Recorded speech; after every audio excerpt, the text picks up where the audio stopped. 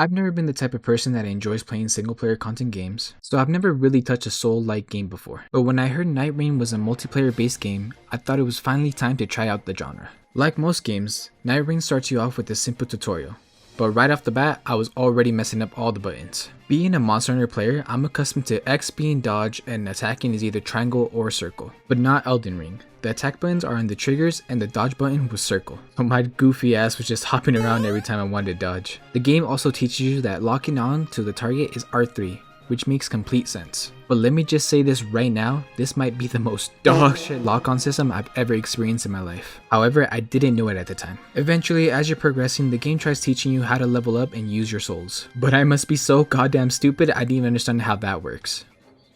Okay. So did I level up? Ooh, I'm level 6 now. Ooh.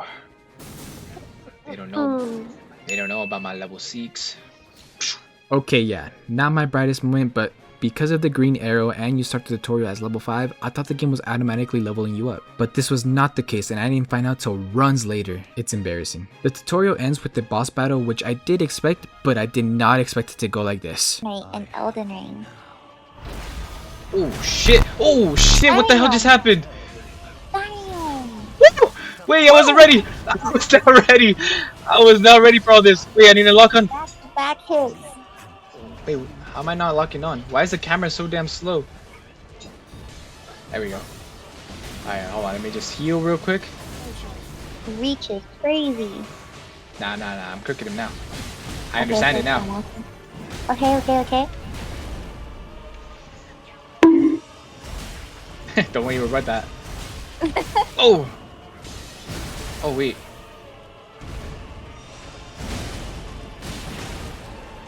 Oh wow, I'm getting rolled. Yeah, you were almost.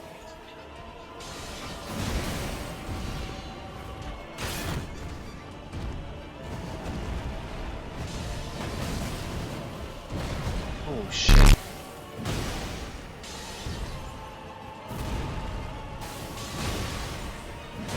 No, it's so slow. I'm dead. Did he res me? Change my shield. Okay. Wait, I forgot it's not dodge right there. I forgot that's not the dodge button, bruh. Damn. Wait, how did it hit me? Holy shit, chill!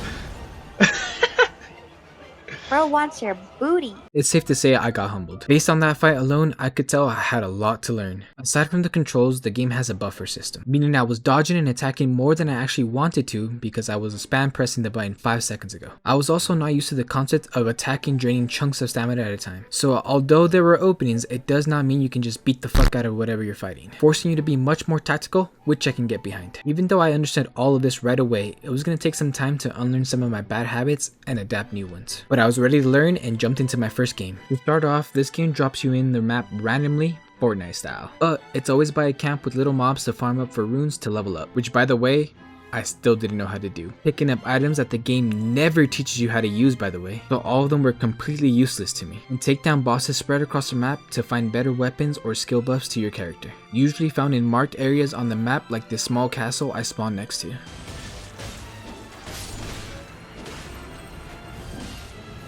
that an enemy too? Doesn't look like it.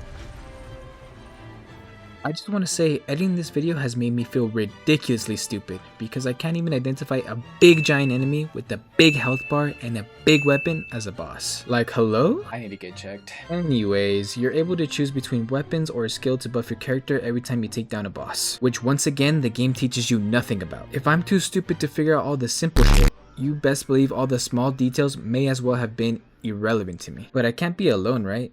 It feels like you need a YouTube tutorial to break all this stuff down for you because the game just does a poor job of doing it.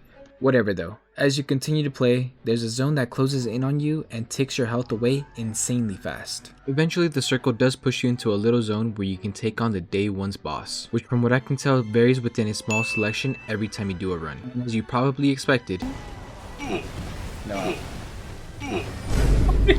I missed everything. I failed miserably. So it's back to the beginning. Play some mobs, take down bosses, dive to the zone until it was rematch time against the day 1 boss. And this is where I got my first experience of how horrid the camera is. Just watch how many times I swapped targets during this one clip. Careful. I overcommit too much to my attacks. Bro, target the boss. No, I'm gonna die to the little guy. Like, why am I flicking around like that? I didn't sound too frustrated this time around, but as I played more and more, this easily became my biggest gripe with the game. With my second problem being the lack of minimap. I feel like that was such a strange oversight. You're constantly opening and closing the map just to see what's surrounding you, and the zone can easily sneak up on you. Especially if you're in the middle of taking down a boss. So you have to book it before getting the chance to take it down. And it gets so much worse when you find out there's a giant cliff you can't climb up on. Like what? Are we all just dead to zone? Completely screwing you over. This genuinely happens so much. Despite all of this, I was able to make it to day 2 because I got carried. So I got to experience day 2, which is much like day 1, but you're much more well equipped to take down stronger fights across the map, which I actually personally enjoyed the most about this game. And just like day 1, day 2 ends with the boss battle, which in my opinion is much easier than day 1. This takes you on to day 3, where I faced the first Nightreign, the 3-headed wolf, where I completely dominated him with my ultimate technique. Wait, Stop rolling on him and hit him. I don't know what happened, guys. He still managed to defeat me in the end. My teammates must have been so pissed. But that actually brings me to problem number 3. The game is designed around multiplayer, yet has no way to communicate with one another. Not even a text chat. And because the game doesn't support crossplay, I was unable to play with my friends, which is a real shame. Like, come on, no crossplay in 2025? What are we doing here? I honestly see so much potential for the game being really fun with friends, but unfortunately I'm missing the friends part. I would say I had the most fun learning and adapting, taking down tougher and tougher boss battles, but the repetition of the 3-day cycle burned me out relatively quickly. I'm sure you noticed I had a random timer during the video. That was because I was planning to do a 100-hour marathon of the game, but the game couldn't hold my attention for longer than 3. Overall, I could see myself casually playing Nightreign here and there, as I actually enjoyed the gameplay, but the multiplayer experience I was looking for wasn't there. If you have a good group of friends to play with, I highly recommend the game, but if you're planning to play alone, I would give the game a 5 out of 10 as of right now. Who knows, maybe as I sink more hours into the game, I'll have a different opinion. But that's it for me today. If you made it to the end, I'd appreciate if you dropped a like and subscribe for weekly videos, and check out this fun Monster Hunter Wilds challenge run I completed in the meantime. See ya.